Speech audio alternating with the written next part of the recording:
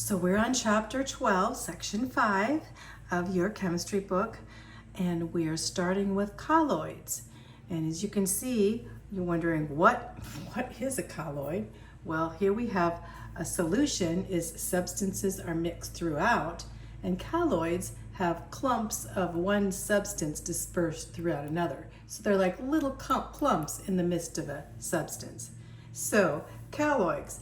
In some mixtures, the molecules of two substances are not completely mixed.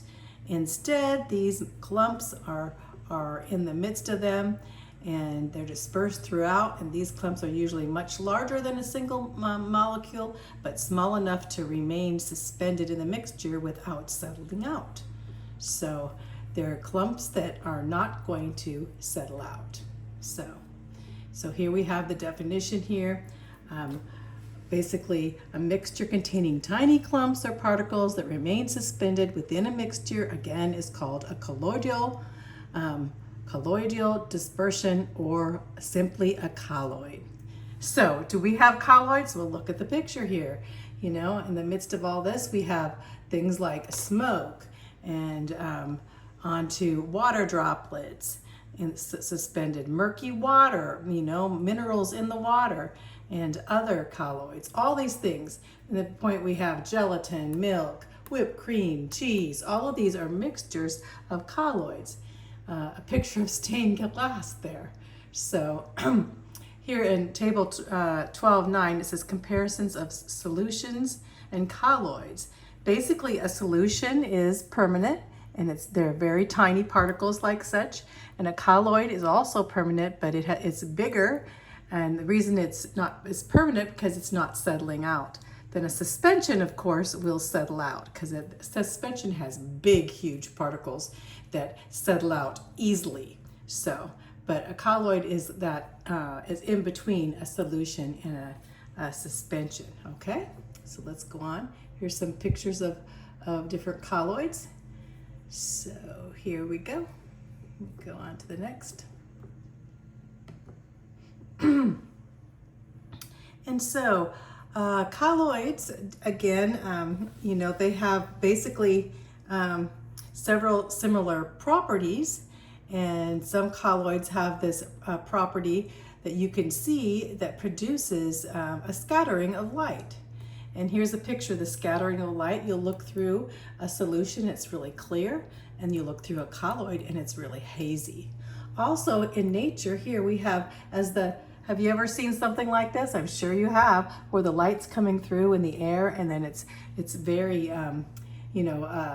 murky colored, or should I say it looks like it's full of dust or whatever, but it's the light's not coming through, the light's being reflected. So what do you call that? Well, we call that the Tyndall effect. So the Tyndall effect here is a phenomenon known as the Tyndall effect. This is where, for example, the colloids are characterized by a milky appearance under bright light. And this occurs because the clumps or the scattered particles in the light are passing through this mixture and causing this effect of the light. So, and it doesn't happen in true solutions because the dissolved particles are too small to scatter the light. So we can see there, it's almost observed like when a video projector is used in a room that has smoke or dust particles, and then this bright flashlight is used and you can see these droplets, or the droplets as the light's coming in your window, and you see this Tyndall effect. And that's the effect of colloids. Just remember that. Also, another effect is called the Brownian motion in colloids. Of course, they have names for everything, but because of their small size, the colloid particles provide visible proof of the kinetic theory of matter. So what is the kinetic theory of matter? Basically, that matter in gas or liquid or solid matter, these atoms are moving around all over the place. They're not standing still. And so we can see this in these colloid particles, as we can see down to even, you know, the level of what's going on into the atoms. So we can say that the particles are not motionless in the air, are not motionless in solids or liquids either, but they are rather vibrating or moving. And this back and forth of colloids is very important to know that molecules are constantly moving. So just know that that's the Brownian movement. It's proof of the kinetic theory of matter. And basically, you know, as the points of a light or dark background are moving, that particles are not motionless but moving. So separating colloids. Okay, so how do we separate these colloids and get them out of the air, get them out of the water and stuff? There's different ways. Ordinarily, colloids do not settle out of the mixtures. So they have to be made to precipitate. Have you ever heard of precipitate? When you think of precipitation, what do you think of? Well, I hope you think of like rain, precipitate coming out. Well, that's what's kind of happening too, is that you're going to have a chemical precipitation, you know, to get these colloid particles out so that it will be clear into a solution, right? And so chemical precipitation is very important. And so the colloid particles, these are the large ratio of the surface to mass accumulate and change on their surface to either positive or negative. So those are ions. And then some are absorbed into the surface of a solid, or they're also involves the absorbing molecules into the pores of that substance. So let's talk about that a little more. So here we have the Brownian movement. This is what we had before. They're constantly in motion. I like this picture here. And you can see here as the molecules, 6 collisions are, you know, basically hitting, as you can see here, they're basically hitting and bouncing off, and you have more collisions on this side than you on this side, and this pushes the particle to the right. So it moves it this way, and then it will start pushing on the left side, moving it the other side too. So Brownian motion, just remember the kinetic energy down to the atom level, right? So let's go on to what I was talking about the chemical precipitation. For absorption. So when you think of absorption, you just think basically these ions, you know, are either positive or negative, and they're going to be absorbed by the surface of a solid. And this way we can get these colloids out of the solution, solid or gas, you know, and this absorption involves the entering of absorbed molecules into the pores of the absorbing substance.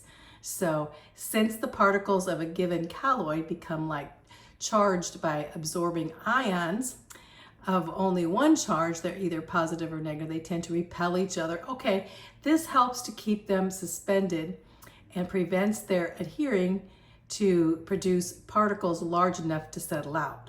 So basically it has the process of bringing in the, you know, the ion exchange coming on, you know, basically these charged particles will be precipitating out. And this is actually a electrostatic precipitator.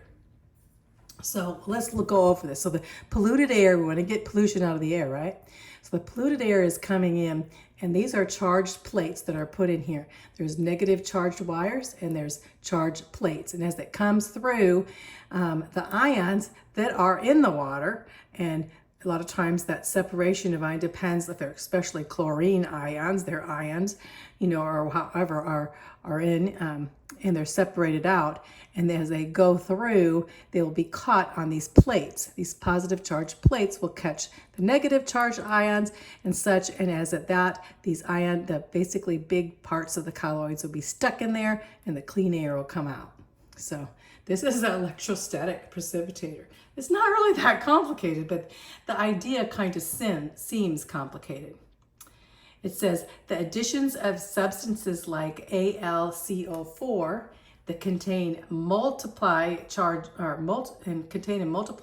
ions will often precipitate the colloid by neutralizing the charged particles and allowing them to coalesce into larger particles, and these larger particles will settle out. It's basically grabbing those ions, and either they'll be forced onto these plates as bigger, as ions combine to make bigger molecules, and then they'll be taken out in that way. It's just grabbing the ions and making the ions combine with metals and such, so that they will be taken out of the air or whatever and cleaning it out.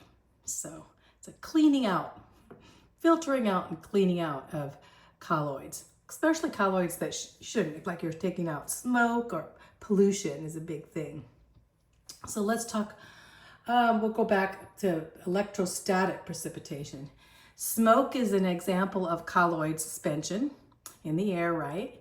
And it may be precipitated from the air by that device electrostatic precipitator. So, and that's that picture that I had.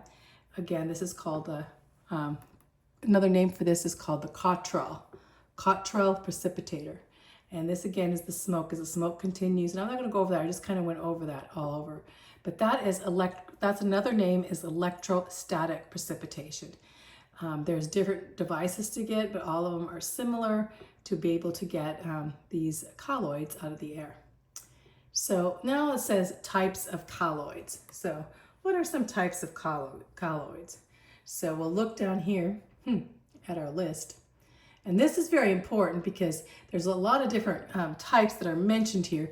And these types are put into if you put it into your notes, I would put them into this table. That way you can look and say, oh, that's what that type is, because you forget, you know. So I looked at the types here. So colloids are dispersed in a liquid. So first let's start with a gas.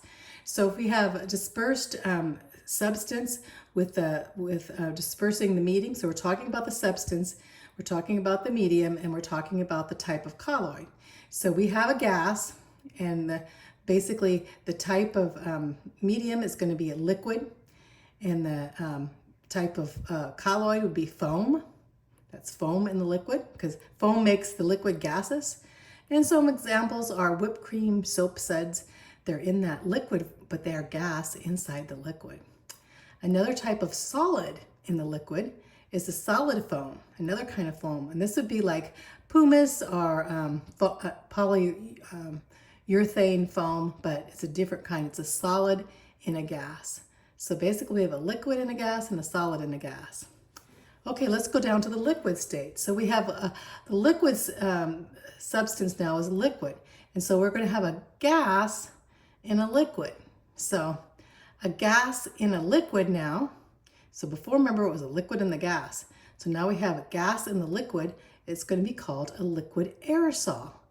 And like fog and aerosol sprays that you spray in the air has pieces of liquid in it, right? But they're still a gas. Or they're still a liquid. So fog, aerosol sprays, they're gas in the liquid. So you spray out these liquids, okay? And now we have a liquid emulsion, and that's kind of important because these emulsions be later on used with catalysts, you know. So basically emulsion is is a liquid in a liquid, but different kinds of liquids. And some of this emulsion, which surrounds another liquid to actually, like soap would be another one, a type of getting emulsions out, getting oil out of your, getting grease out of your dishes. But anyway, here we have milk and mayonnaise are both emulsions. They're liquids and liquids. And then we have a solid and a solid. A solid emulsion basically coming in with another solid, you know, in the midst of the solid and solid, you know, and in the midst being cheese and butter. So this is in liquid. So the dispersed substance is a liquid, but the medium is going to be solid, and the type of colloid is solid. So it's kind of, you know, the dispersed substance being liquid. So onto the solid dispersed substance, we'll have a solid aerosol, a gas, you know, basically a solid aerosol, and the type of colloid is going to be solid. So here, going back here, just to get you, so you're not confused. So we have the dispersing medium and the dispersed substance here, and these are the colloids that are involved. So the colloids are a little different, okay? They're those particles that are within. So anyway, we have aerogel. This is very important. This aerogel is really a type, you know, type of gas in the solid, right? It's aerogel. And when silica, aerogel, carbon, aerogel. And we're going to talk a little bit later on about aerogels because they're very unique now. And of course, the solid aerosol was like smoke and dust and inside of the gas. And so now we have basically for the gel or the sol or gel, S-O-L, or gel in a liquid is a gelatin, clay, starch. So you have the type of colloid is going to be a gel, and you're going to have the liquid in a solid, right? So, and now we have the solid in the solid, basically a solid sol and the solid in the solid. So going back here, the foam would be a liquid in a gas, solid foam would be a solid in a gas. So liquid aerosol would be gas in a liquid, and emulsions would be a liquid in a liquid, or a solid emulsion and a solid in a liquid. And so the solid aerosol would be gas in a solid, sol or gel will be liquid in a solid, and solid sol would be solid in a solid. So, and you'll see some alloys and colored glass are solids and solids. Okay, so just go back to this table and you'll find out more information in the midst of what types of colloids. And there are many types of colloids, not just what we see in the air, but many types. So let's go on to the next page. I think the next page is about, oh, here we go. So basically here, this again tells the foam and the sol. You can read all this, and that's just what I went over. But now we have the properties of true solutions, colloids, and suspensions. So in a true solution, so we want to know the difference. What is a true solution? What is a colloid? And what is a suspension? The colloids are in the middle because the particles are not settling out. Suspensions settle out right away. So they're just three different stages. So first we have, when I say different types, I should say. We have true solutions where the particles do not settle out, and the particles can pass through filter paper, and the particles can pass unchanged through a semi-impermeable membrane, and the particles do not scatter. They're clear, like a clear solution or clear air.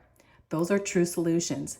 Now colloids, colloids do not settle out either. They're in the air or the water or whatever, their particles are in there, and they pass unchanged through filter paper. You can't take filter paper to get the colloids out.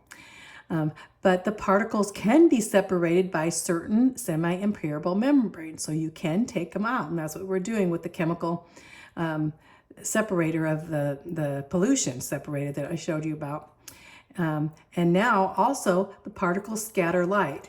Solutions don't scatter light, they're just clear, but particle colloids scatter light into a Tyndall effect. That's how you know there's particles in there called colloids. So, but then of course you have suspensions, and the suspensions, basically the particles can just settle out on standing. All of a sudden they just settle out, so you have maybe a solution and all of a sudden, it starts settling out on the bottom over time, and that's a suspension. And particles are separated by, you can take ordinary filter paper and filter some particles out. They're the mixture of the suspension, you can take them out. So you have a suspension of, something floating around in your water, I don't know, maybe pieces of bread or whatever in your water, and they're floating around, but you can separate those out. That's a suspension. Particles are separated. They can be separated by a semi-impermeable membrane and filter paper, and they scatter light too. They're just, of course, colloids are in between true suspensions, true solutions and suspensions. So let's talk a little bit about aerogels, and we're almost done here, but I'm not going to go over and read this whole thing, but it's very, very interesting. Aerogels, are these gels of colloids of solids. So they're the solid, a gel can be thought as a colloid of a solid. So you're talking about a solid, and they have these string-like fibers, and the fibers extended through the liquid and bind the liquid together. But if the fiber network is dense enough, the liquid takes on the character of a semi-solid. So it looks like a solid, but really, is it a solid? So a dessert gelatin consisting of an intricate network of protein fibers suspending in water is an example of a semi-solid gel. So this guy here, Stephen Kessler in 1931, he discovered that if the liquid is carefully evaporated from a semi-solid gel, it produces a skeleton of the gel, and well, the skeleton remains behind. And this is like, wow, what's going on here? And this forming is what Kessler termed an aerogel. So that aerogel can be thought of as a semi-solid gel in which the dispersing medium is air rather than liquid. Very unusual. Even though they've had a long history, they've only recently decided to manufacture some of these aerogels. The first ones were water-based, but now we have aerogels that are usually colloids of silica or alcohol or carbon, those kind of things.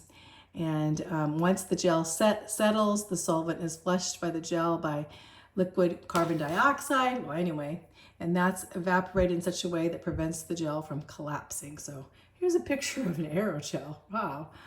So they have some interesting properties. You know, they're translucent, appearance, see how they look like this here. And they've been compared to solidified or solid smoke. It looks like solid smoke, but it's a solid. See how the crayons are sitting on it? So they're the lightest solids known because they have air in them. They're aerosolids, right? They can have the mass of 1 liter cube of it can have a mass of this aerogel. If you take 1 cube of this aerogel, it could be just weigh the same amount as a penny. So it's so light. Those are aerogels. So, and they use these sometimes in thermal insulation. They're very good insulators, and they've practical now for other things now. They show promise in industrial catalysts and soundproofing and high power electrical capacitors. But aerogels, you know, you think, wow, the aerogels, you know, they've been around, but we haven't understood them. And this is a place where chemistry needs to excel, right? The last thing we're going to talk about here is about soaps and detergents. So here we have a soap molecule. Soaps and detergents are very important. You know, before we had soap, we couldn't get the grease out and you couldn't get the dirt out. I mean, before we had soap, we couldn't get the bacteria off our, you know, a lot of different things. Soap is now so important. You can imagine back in time when they didn't have soap and they couldn't, you know, scrub their body or get rid of the excess oils from anything. And so soaps, the molecule is very, and here's a picture of the molecule. See how they have a soap molecule has 1 polar end. That means it's going to be drawn to ions to get them out, actually. And a nonpolar end. This hole is the nonpolar end.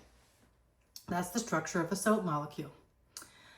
A soap molecule is sodium or potassium salt of a fatty acid.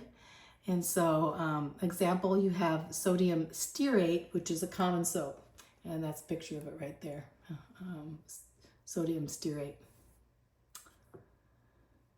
From the rule of thumb, remember that like dissolves like. That means nonpolar will dissolve nonpolar, and polar will dissolve polar. When we talk about polar, remember we're talking about that positive. This has a positive or negative end. So that means it has you know, on one end it's going to be drawn like a North Pole or a South Pole, you know. So the effect of soap on a greasy, oily dirt is shown. There's a picture here of it.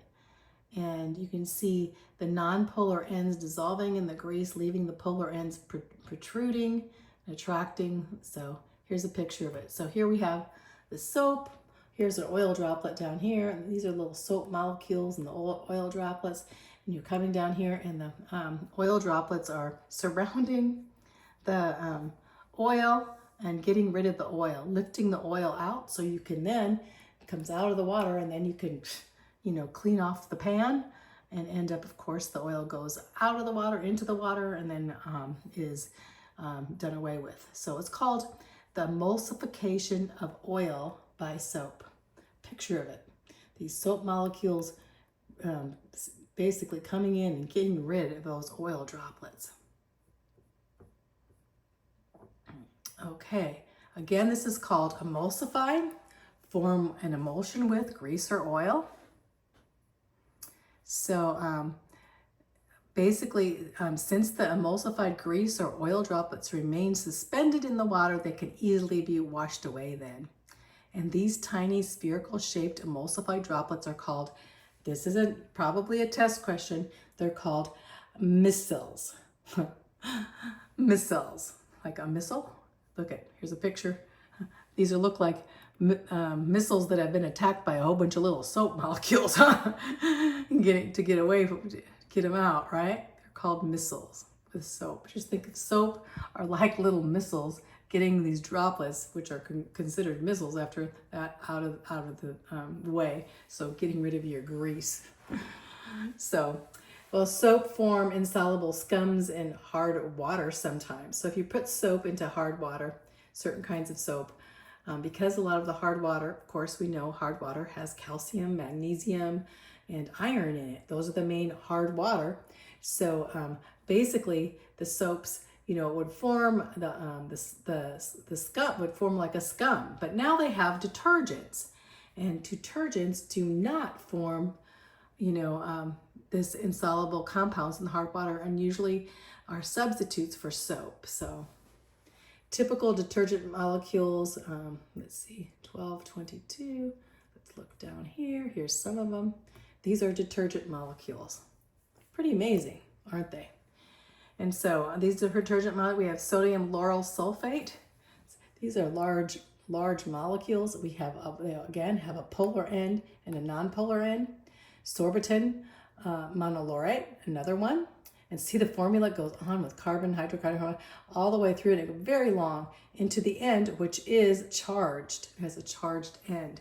And that charge, of course, here there's sodium, so it's going to move around like one end is being charged and the other end not. So, and that's the characteristic of a soap, So these do this in the digestion of fats. So just think, these are synthetic detergents. They do not form insoluble compounds in hard water, so now they're used all the time.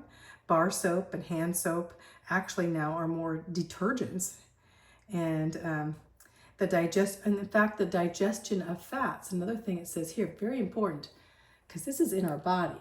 The digestions of fats, we have fats. We eat fats. Some people more than others, right?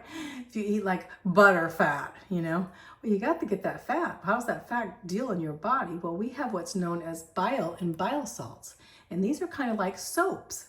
They come in, and these substances are composed of molecules, long molecules such as this, that have a nonpolar and polar ends, and they emulsify the fats and lift those fats out, so that they can be digested more easily, and as they're digested, of course, and stored. But these bile and bile salts are like soaps, in our body. Isn't God amazing? So let's go on here. We're almost done here. So this is just basically saying, what is a colloid? We just talked about a colloid is that mixture that contains those small little particles suspended in water or solids or gas. That's colloid, those little bigger particles. Why is there no such thing as a gas and gas colloid? Well, because there's in a gas, a regular gas, there's no particles gathered, right? And so there's no gas or particles to gather together, right? So number 3, it says give 5 examples of colloids and identify the type, dispersed, and the medium. Okay, we had those, remember, in that emulsion would be one, which is a liquid in a liquid, right? Emulsions, and those emulsions are soap, like, A foam is a gas that's in a solid, or a liquid. Foam, we can make it foam, like spray foams and such. A sol is a solid in a solid or liquid, and gels are like sols, solids in liquid. And then onto the aerosol, which is a liquid or solid. Actually, it's more of a solid dispersing into looks like a gas form or gas in the solid. So those are some examples. We already did all that. So what is Brownian motion? Basically, that motion is the kinetic movement, random, how atoms and molecules are always in motion, Brownian. How may a colloid and a true solution be different? Of course, a true solution is very clear. It doesn't have a Tyndall light, and there's nothing that you can't filter anything out of a true solution. Colloid, later on, you can chemically filter out the particles, especially ions. On to number 6, explain how soap removes greasy dirt from clothing. We explained that already, so let me see if I can move up or move to show that real quick. As you see that, moving from the particles here, this emulsifying of soap to get rid of those oil, okay? This picture. We went over that in detail, so that's the end. I'm gonna go on to the next section.